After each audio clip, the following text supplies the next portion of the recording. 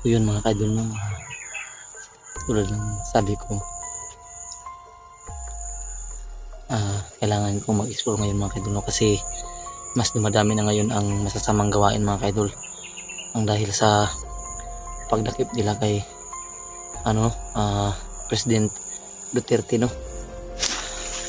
Masakit sa aking damdamin mga kaidol no, na ginawa talaga nila yun kay Duterte.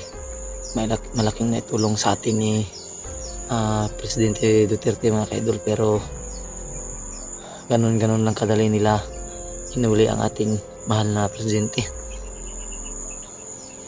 At isa rin sa dahilan kung bakit dumadami yung mga paggawa ng masama, kasi wala na silang kinakatakutan mga kaidol no, dahil wala na yung matapang na presidente natin. Kaya sana talaga matapos na tong kaguluhan sa Pilipinas mga kaidol no. Tulad nga ng sabi ko kanina, sobrang gulo na ng Pilipinas mga kaidol dahil dahil sa kanilang ginawa kay Duterte. At tayo naman kailangan nating sumpuin yung mga gumagawa ng masama. Ito, tulad ng nakita nyo kanina mga kaidol, t-shirt to ni Kwan marami ngayong mga nagrarally no, para maibalik yung presidente natin. Marami ding mayroon ding mga hindi sumasangayon no. So ang akin lang talaga is malaki talaga yung naitulong ni Digong sa atin. Ayan, parami na yung mga masamang gawain dito sa Pilipinas, lalo na sa Mindanao mga kaidol no. Ito yung bayan na sinilangan ni Duterte.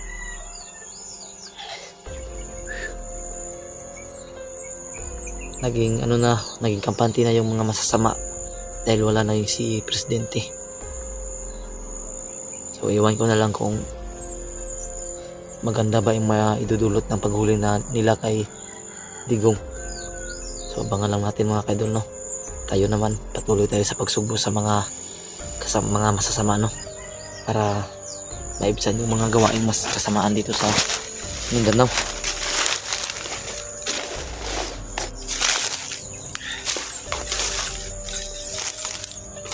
So magtaka kayo mga kaidol na ako lang ngayon dahil may importanteng nilakad si Utol mga kaidol no. Hindi ko alam kung nag-explore ba siya o meron lang pinuntahan, kasi punta ko sa kanilang bahay kanina para mag-explore, wala siya mga kaidol. Hindi ko rin nakontak, hindi ko talaga alam, hindi rin kumontak sa akin, pati yung kanyang mga anak siguro nag-aral, so hindi ko nakontak. Kaya mag-isa lang ako ngayon. At huwag kayong mag-alala mga kaidol no, kasi safety tayo dito, kasi may Panginoon na palaging sumasama sa atin no. Sana makita natin si Rigor ngayon mga kaidol no, at tulad ng sabi nyo, gagamitin natin ang panlaban sa kanya no. Hindi tayo magkakaroon ng awa para tapusin si Rigor no kung manlaban, kasi hindi natin na anuan si Raya sa kanila no. Siguro nagtatrabaho din si Raya. At sana maintindihan nyo mga kaidol no, na at mag-isa lang ako ngayon. At sa mga kasamahan ko dyan, huwag kayong maniwala sa mga fake news nyo. Akala nila mga kaidol no, na kuya nila nahuli ako. Siguro may nagmensahe sa kanila na nahuli ako para mahuli din sila no, kaya baka patibong lang yun. So mag-iingat kayo Kuya Ranil, Kuya Emir. Huwag kayong maniwala agad sa mga sabi-sabi, baka fake news lang yan. So baka mga bandido yung nagmensahe sa inyo. Mag-iingat kayo Kuya Ranil. So huwag kayong mag-alala mga kaidol, kasi kahit mag-isa lang ako ngayon mga kaidol, siguraduhin kung safety tayo no. So yung lugar na to mga kaidol, napuntahan ko na to dati, pero hindi ko lang alam no, kasi na yung yung daanan iba na. Pero ito yung mga lugar na may posibilidad na puntahan ni Rigor mga kaidol no, kasi isa din to sa mga lugar na binabalik-balikan ni Rigor dati bago siya nahuli namin mga kaidol no. Yun no.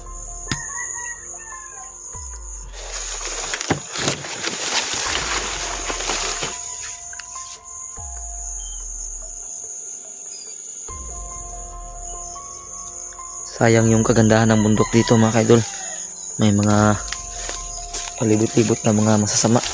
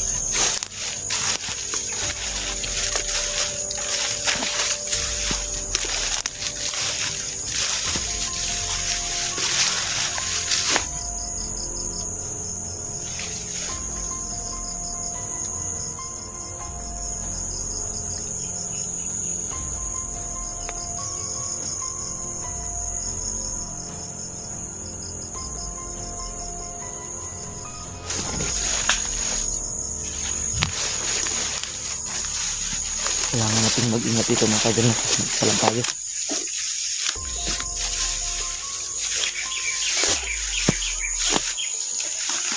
Shout out sa mga nanatiling nanood at sumusuporta sa aming mga kaidol, no? So maraming salamat talaga sa inyong walang sawang suporta mga kaidol. Kahit na kunti na lang kayo, pero para sa akin malaking bagay na yun sa akin, no? Kasi may mga naiwan pa rin at nanatiling nagmamahal sa amin, no? So kahit maraming nagsasabi na makipag-collab kami sa ibang mga hunter, pero hindi namin basta-basta magagawa mga kaidol, no? Buhat ng hindi rin kami makapag-contact sa kanila ng basta-basta kasi meron din silang mga sariling misyon. At sana maintindihan nyo, no, kung bakit kanya-kanya muna kami ngayon. Tulad ng sabi ko dati, meron din silang kanilang pangangailangan, no? Meron silang mga pamilya, so kailangan nilang maghanap buhay. Minsan lang sila makapag-explore. Sana maintindihan nyo talaga mga kaidol, no?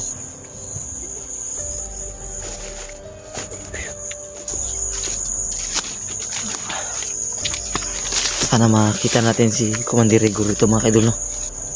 Uy.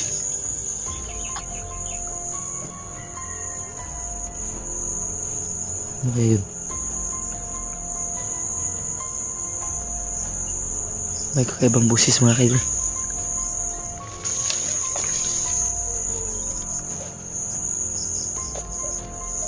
Uy. Uy.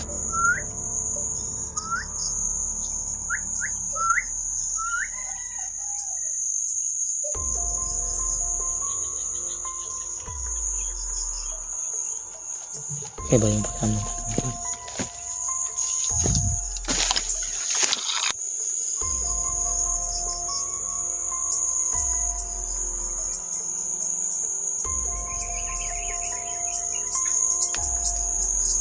Parang may kakaiba dito mga kaidol, no?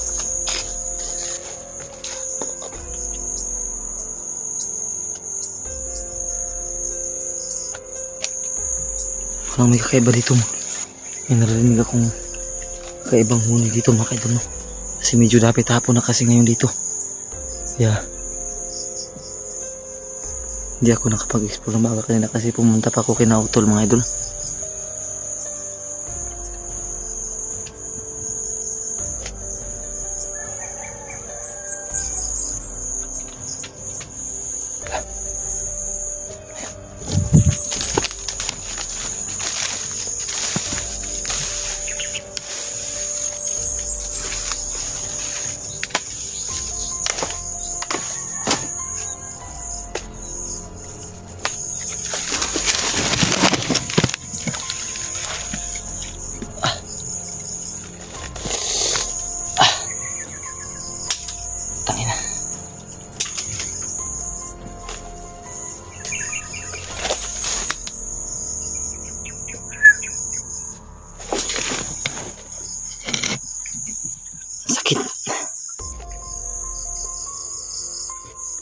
Bang sakit mga idol.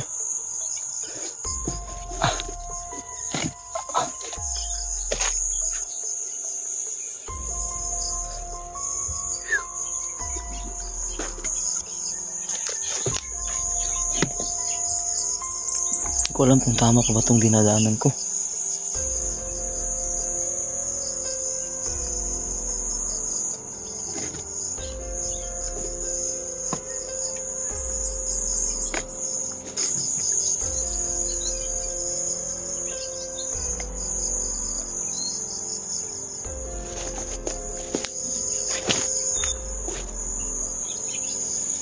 Sabi ko na nga ba?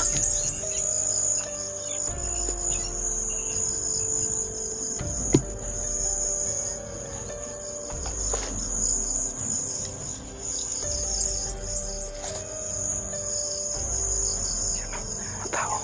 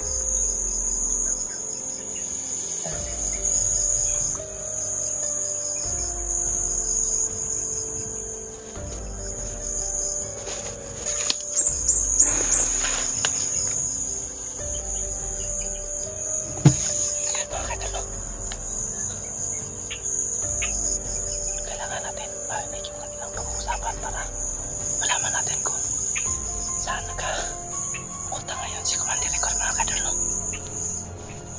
Sabi ko na nga ba, may posibilidad na natin ito yung mga tao ni Rigor, kasi ito yung lugar kung saan nahuli namin si Rigor dati. At bago lang kasi pinutol yung mga puno, mga kadol.